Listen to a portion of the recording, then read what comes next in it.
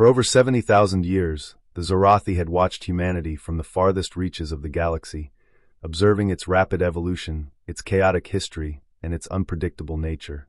The Zorathi, an ancient and highly advanced species, had long since mastered the mysteries of space and time. They had traveled across countless worlds, studied countless civilizations, and cataloged the behavior of every species they had encountered. Yet, despite all their knowledge, there was one species that eluded their understanding: humankind. Their observations began innocently enough. The first humans they encountered were primitive beings, living in tribes, struggling to survive in the harsh landscapes of their homeworld. The Zorathi watched from afar, fascinated by the raw potential they saw in the species. Over millennia, humanity developed, evolving from stone tools to complex societies, from agricultural villages to sprawling cities. With each passing age, the Zorathi's interest in humans grew. They marveled at their resilience, their ingenuity, and their ability to survive in the face of constant adversity. At first, the Zorathi tried to understand humanity in the same way they understood other species. They analyzed patterns in human behavior, trying to predict how they would respond to various stimuli, how their societies would evolve over time. But with every observation, humanity seemed to defy logic. Where the Zorathi expected cooperation, they found conflict. Where they anticipated peaceful solutions, they encountered violence. The very essence of human nature seemed to resist categorization.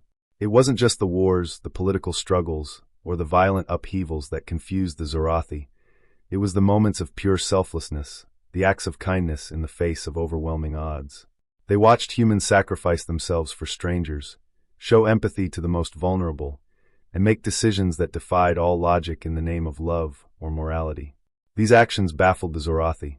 In their species, survival was paramount, and every decision, was calculated with cold logic. They had no concept of acting in ways that could jeopardize the greater good for the sake of an individual or an ideal. As centuries passed, the Zorathi took increasingly sophisticated approaches to their studies. They created massive observational networks, using cloaked ships and advanced surveillance technology to monitor humanity's every move. They analyzed the genetic structure of humans, studied their languages, their cultures, and their technologies. They built holographic simulations to replicate key moments in human history, attempting to simulate what drove human behavior. Yet, each simulation only deepened the mystery. Even their most advanced scientists, who had solved the deepest questions of the universe, were stumped by humanity. The Zorathi had created a comprehensive database of data from every species they had studied. The information on humanity stood out, an anomaly. The Zorathi came to one conclusion after another. Humans were illogical, emotional, and often self-destructive, yet they were capable of the most extraordinary feats of kindness, creativity, and love. They were unpredictably inconsistent, their motives often unclear even to themselves. One day, as the Zorathi observed Earth's population from their hidden vessels, one of their youngest researchers, Zelare, ventured a bold thought. "Perhaps we have been too focused on trying to understand their actions," she proposed to her colleagues. "What if the key to understanding them isn't in their actions, but in the very fact that they cannot be understood?" Her words were met with skepticism. For millennia, the Zorathi had prided themselves on their ability to understand any species they encountered, to reduce every behavior to a set of patterns that could be interpreted and predicted. But Zelare's idea sparked something in the group. They began to look at humanity not as a puzzle to be solved, but as a phenomenon to be experienced. They started to observe without expectation, without the need to explain every decision, every twist of fate. Slowly, they began to appreciate something they had never truly grasped before. Humanity was not meant to be understood in the way other species were. The unpredictability of humans was not a flaw, it was their essence. On the observation ship, floating in the void of space, the Zorathi watched a live transmission of a human woman comforting a child in a war-torn city, offering solace amid chaos, her face marked by exhaustion but filled with determination. The Zorathi had seen millions of similar acts before, humans helping each other despite the risk to their own lives. But this time, it struck them differently. They realized that the heart of humanity wasn't logic, nor emotion, nor even survival. It was connection. Humans acted not because they were calculating, but because they felt the need to reach out, to be with one another, to build something, even if it seemed futile in the grand scheme of the universe. They could never understand the full depth of human nature, but they began to accept that maybe, just maybe, that was the point. Humanity was not meant to be understood in the way the Zorathi understood themselves. Humans lived in a paradox of logic and emotion, survival and self-sacrifice, war and peace. They were chaotic, yes, but there was a strange beauty in that chaos, a beauty the Zorathi had never seen in any other species. In the years that followed, the Zorathi stopped trying to categorize humanity. They stopped searching for patterns to explain every human decision. Instead, they became observers of something far more profound. They came to understand that humans would always be an enigma to them, but that enigma was a part of what made humanity so powerful. It wasn't their ability to be understood, it was their ability to live, to act, to love, and to survive in a universe that often didn't care.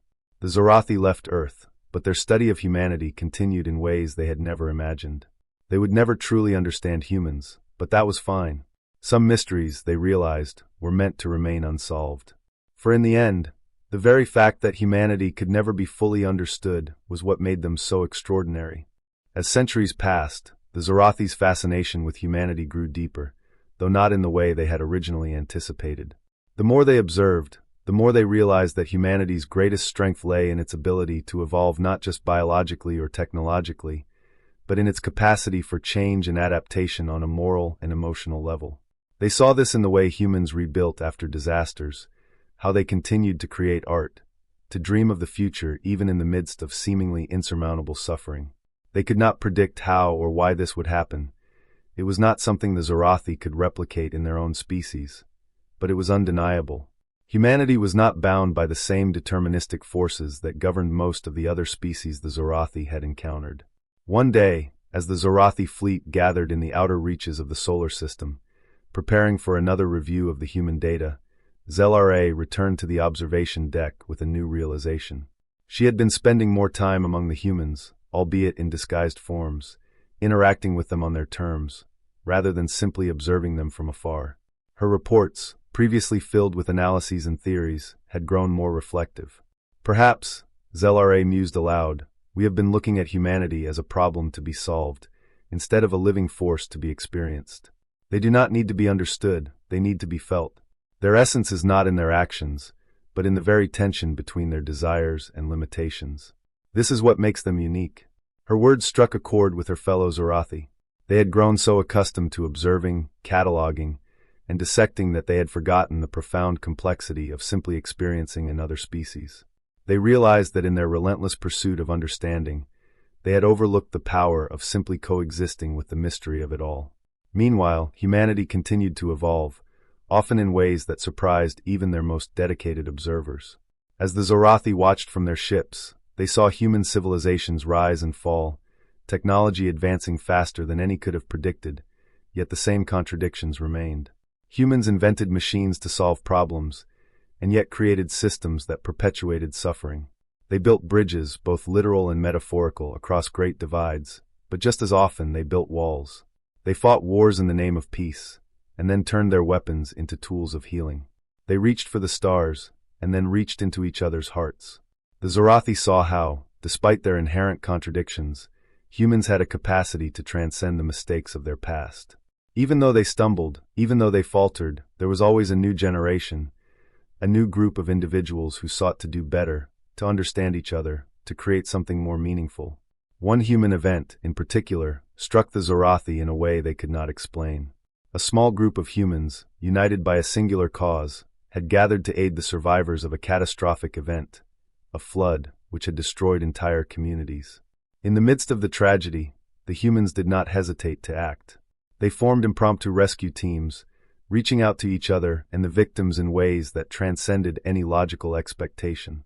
The Zorathi had seen species come together for survival, but the unity in this act, driven by compassion rather than need, left them speechless.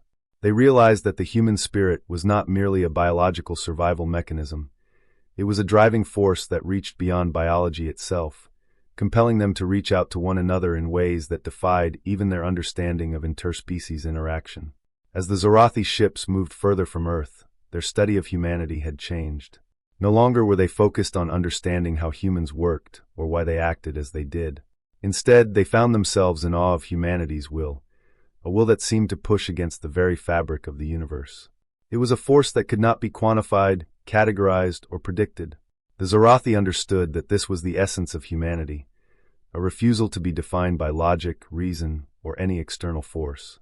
Humanity would always be unpredictable, often frustrating, and sometimes tragic, but it was precisely this unpredictable nature that gave them the potential to shape the future in ways the Zorathi could never hope to.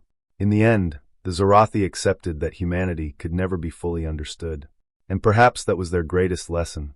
Where other species relied on patterns, certainty, in order to define their existence, humanity thrived in the space between chaos and meaning, in the uncertainty of their own existence.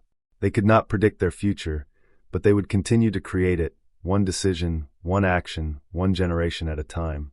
As the Zorathi departed from Earth's orbit, Zelra, now deeply moved by her interactions with humanity, sent a final transmission back to her people.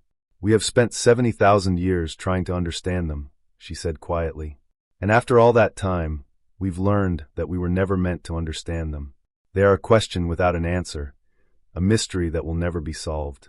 And that, in itself, is their greatest gift to the universe." The fleet turned away from Earth, their observation mission complete. The Zorathi understood that humanity, with all of its contradictions, was an enigma that would continue to defy logic and comprehension. And perhaps, for the first time in their history, they were content with that. Some mysteries were meant to remain unsolved. And as humanity continued its journey across the stars, the Zorathi could only watch from afar, in quiet admiration of a species that was as beautiful in its imperfection as it was unknowable.